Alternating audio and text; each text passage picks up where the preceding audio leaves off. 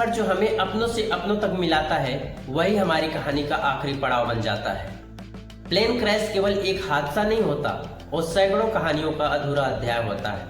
आज हम बात करने वाले हैं उस दर्दनाक घटना के बारे में जिसने अहमदाबाद की जमीन पर एक ऐसी खामोशी छोड़ी जिसे सुनकर आपकी रूह कांप जाएगी। 12 जून 2025 दोपहर के 1:38 अहमदाबाद का सरदार वल्लभ भाई Patel international airport.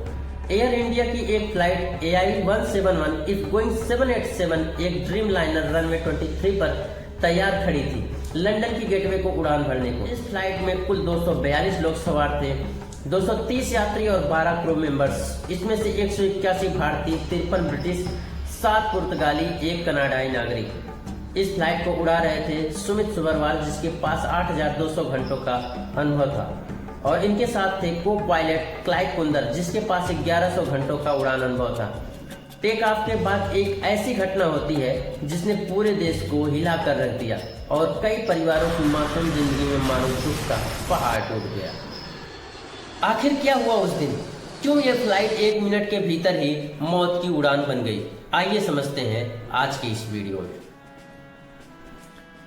Air India की फ्लाइट 171 जिसका एयरक्राफ्ट बोइंग 787 जिसे ड्रीम लाइनर भी कहा जाता है, जिसने लंदन के लिए अहमदाबाद के सरदार वल्लभ भाई पटेल इंटरनेशनल एयरपोर्ट से उड़ान भरी थी। फ्लाइट रडार 24 एक वेबसाइट है दोस्तों जो दुनिया भर के सभी फ्लाइट को ट्रैक करती है, जिसके हिसाब से फ्लाइट के टेक ऑफ के कुछ ही सेकंड बाद इसका सिग्नल मिलना बंद हो गया था, जिसका सीधा सा मतलब है फ्लाइट रडार 24 के ट्रैकिंग सिस्टम से गायब हो गया था। जमीन से 625 मीटर की ऊंचाई पर उड़ान भरने के बाद ये प्लेन अचानक से नीचे आने लगा, जिसे एविएशन की भाषा में डिसेंट या सिंक होना कहते हैं।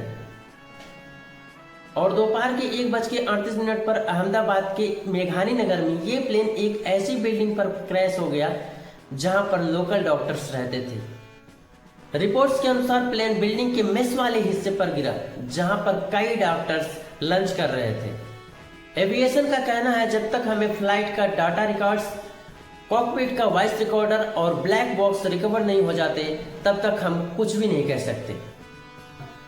एक्सपर्ट्स के अनुसार प्लेन सिंक होने की वजह इंजन फेल हो सकता है, लेकिन एक फ्लाइट में 2 इंजन होते हैं और दोनों इंजन एक साथ फेल हो जाए ऐसी संभावना 1 बिलियन में 1 होती है, वो भी टेक ऑफ के 1 मिनट के अंदर। ऐसा होना लगभग नामुमकिन है। कॉकपिट से मेड ए कॉल भी की गई थी जिसमें कैप्टन सुमित सुबरवाल फ्लाइट के लीड पायलट थे, जिसमें उन्होंने कहा mayday no thrust losing power unable to lift, जिसका मतलब पायलट को अंदाजा हो गया था कि प्लेन में कुछ बड़ी प्रॉब्लम हुई है जिसकी वजह से प्लेन नहीं उड़ पा रहा है। 600 मीटर ऊपर जाने के बाद भी लैंडिंग गियर वापस प्लेन में क्यों नहीं गए थे, इस पर भी काफी सवाल उठ रहे हैं। सवाल बोइंग एयरक्राफ्ट की ड्रीम लाइन पर भी उठ रहे हैं, जो कि कंपनी ने 8 जुलाई 2007 को लॉन्च किया था, जिसने 15 दिसंबर 2009 में अपनी पहली उड़ान भरी थी।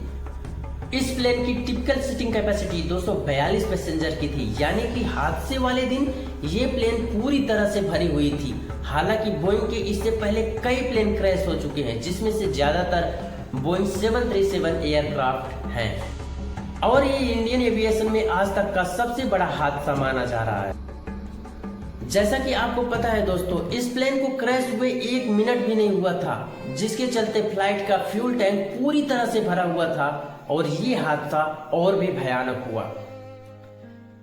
इस 2025 में और न जाने क्या क्या देखना पड़ेगा। पहले पहलगाम अटैक, फिर बेंगलुरु क्रिकेट स्टेडियम हादसा और अब प्लेन क्रैश। मेरा हाथ जोड़कर भगवान से यही प्रार्थना है कि इस 2025 में जितने भी लोग इस दुनिया से गए हैं, भगवान उनकी आत्मा को शांति दे और उनके परिवार के सभी सदस्यों को इस त्रासदी से लड़ने में उनकी मदद करे। Thank you so much.